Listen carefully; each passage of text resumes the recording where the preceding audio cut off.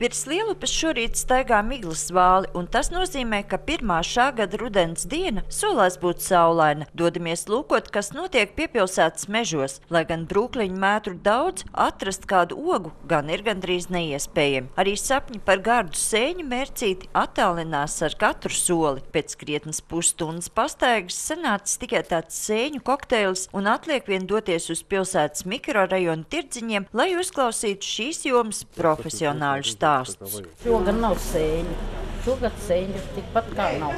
Nav tā kā citus gadu aizgāja, vai nesalasīja tur zaļās svaini vai barovikas vai apšakungus, kā teikt. Tā varēja salasīt, bet tagad nevar to salasīt, nav.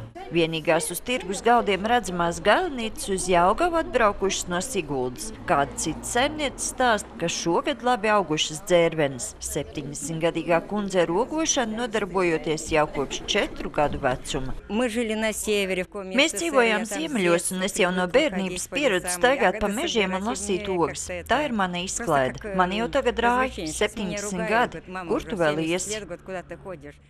Arī centra tirdziņā sēņu tikpat kā nav. Vienam kungam vien dažas, kā pats saka, pensionāru sēnes. Citviet klientu gaida spainis zaļo rudens sēņu. Ražīgākās bija melenes šogad, bet arī ātri beidzās, jo lieta viņas padarīja ūdeņainas. Bet priekš sēnēm lietas pa maz bija? Ziniet ko, šogad laikam nav sēņu gads, tāpēc. Sēnēm tāpat kā aboliem viens gads ir sēņu? Nē, sēnes laikam pēc kādiem 6 gadiem atkal neražo. Tā iznāk, jo 6 gadu atpakaļ patiešām sēnes nebija. Nemaz nebija.